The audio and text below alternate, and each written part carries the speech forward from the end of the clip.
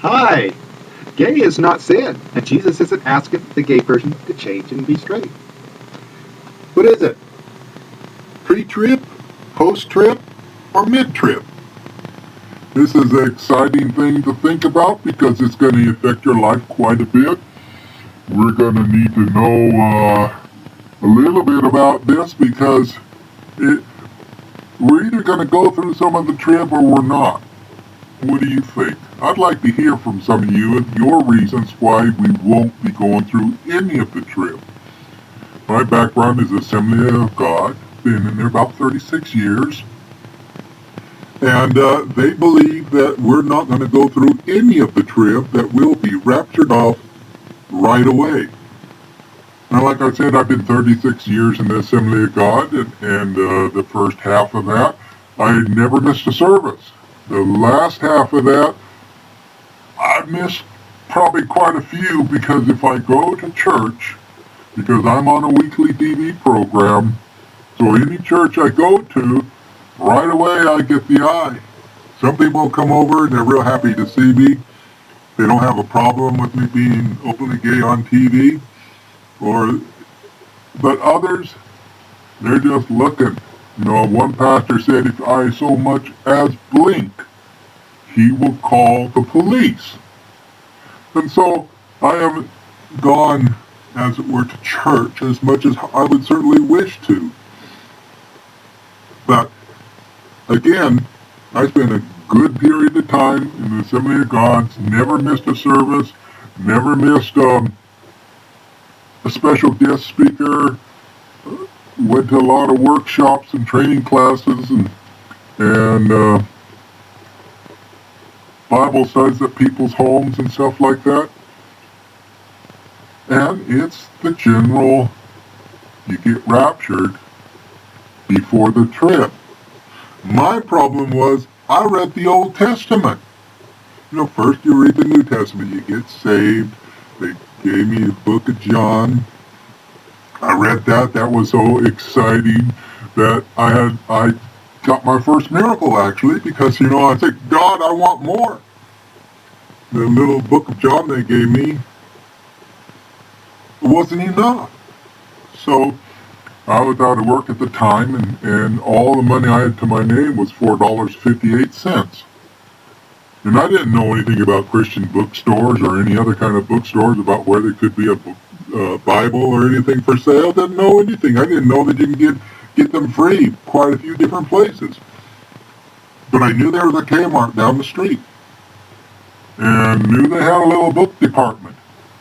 So I said, God, I'm going to go down to Kmart with my $4.58. Help me get a Bible.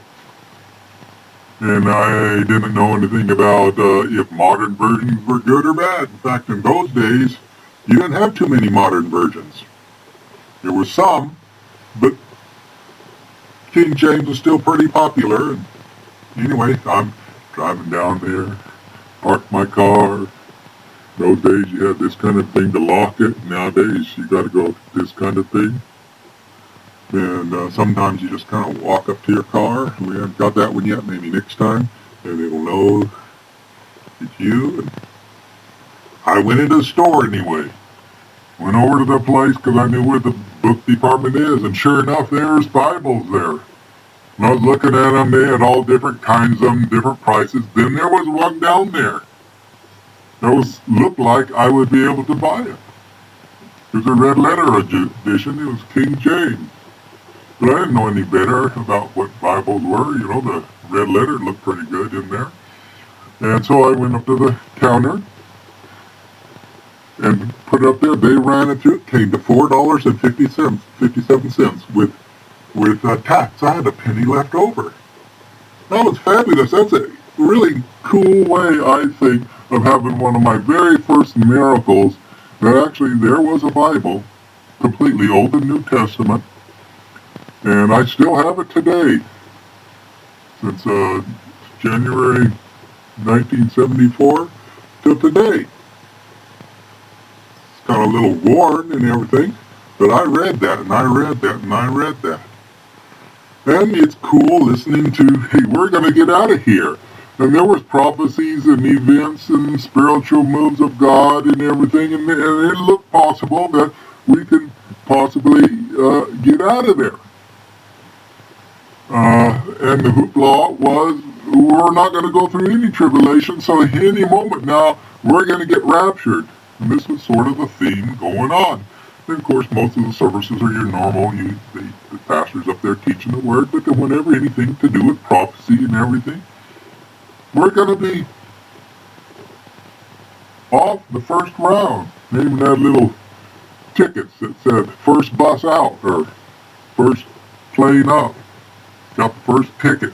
I'm going to go on the first wave. And, but nobody's going through the tribulation if you're a Christian. This began to bother me more and more, especially as I began to read the Old Testament, read the New Testament. And boy, tears all the way through that thing. Just so fantastic. Began to read the Old Testament. And the more I read it, there's a lot of prophecy in there, the more it was difficult to understand how could certain things be. Even in the New Testament, how could certain things be? Because some Christians are left behind, or somebody has got to be unsaved and suddenly saved and suddenly mature enough to be one of the most important witnesses almost in the whole Bible. How could this be? And yet, we try to wrap it up, we've got about a minute left here. And yet, people insisted that it was. And there's so many other things, the things that need to happen. It looks like that there's 1,260 days. It's talking about somebody other than the church or other than the nation of Israel. The church is the one that's going to be around, and it kept talking about the things that are going to happen. Finally, I found out enough information to know that 1,260 days after the tribulation is when the rapture will be.